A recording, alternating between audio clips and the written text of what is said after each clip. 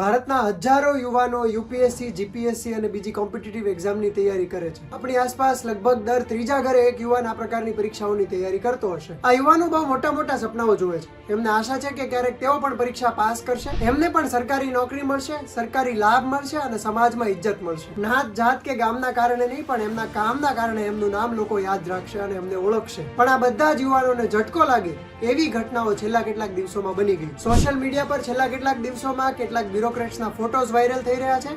એમને લોકો દ્વારા સવાલ પૂછવામાં આવી રહ્યા છે કે એમણે જે દસ્તાવેજો, ડોક્યુમેન્ટ્સ રજૂ કર્યા છે એ અસલી હતા કે નકલી, એમને નોકરી લીગલી મળી છે કે નહીં. આ પ્રકારના પ્રશ્નો પૂછવાના કારણે ઘણા બધા બ્યુરોક્રેટ્સે તો પોતાના સોશિયલ મીડિયા એકાઉન્ટ ડિલીટ કરી દીધા છે અને ઘણા બધાએ પ્રાઇવેટ કરી દીધા છે. આ પ્રકારના પ્રશ્નો કેમ પૂછવામાં આવી રહ્યા છે?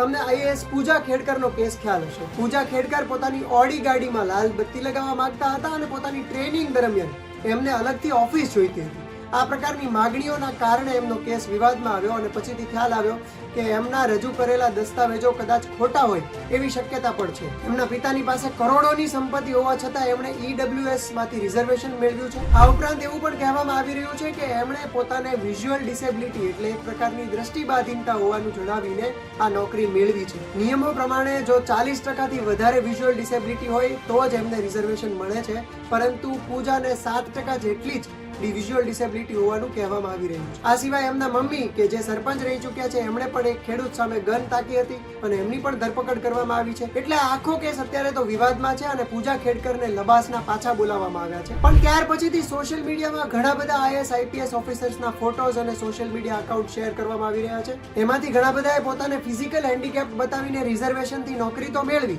પરંતુ એ લોકો ત્યાર પછી બાસ્કેટબોલ રમતા હોય, હોકી રમતા હોય, સાયકલિંગ કરતા હોય, ટ્રેકિંગ કરતા હોય.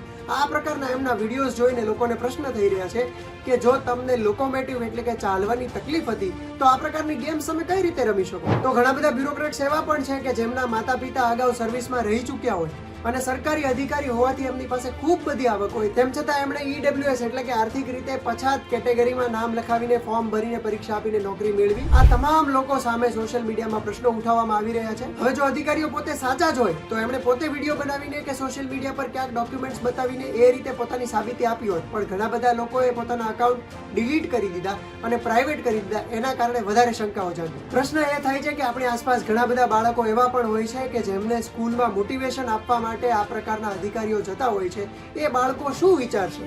એ લોકો શું મોટિવેશન લેશે? અને એમને જ્યારે આ બધી બાબતો વિશે જાણ થશે ત્યારે એ લોકો નેગેટિવ ઇમ્પ્રેશન નહીં લઈ લે. ગણ્યા ગાંઠ્યા કેસના કારણે પણ એમને એવું નહીં લાગે કે આપણા દેશમાં આ પ્રકારે જ લોકો ભ્રષ્ટાચાર કરીને જ નોકરીઓ મેળવતા હશે. એમને એવો ધ્રાસકો નહીં પડે કે જે વ્યક્તિ એમને મોટિવેશન આપ્યું ને જેમના કારણે એમણે રીસ્ટાર્ટ કર્યું, એ જ વ્યક્તિ પોતે નકલી ડોક્યુમેન્ટ રજૂ કરીને નોકરીએ લાગ્યો છે. આ તમામ આક્ષેપોમાંથી કેટલા સાચા અને કેટલા ખોટા એ તો આવનારો સમય જ કહેશે.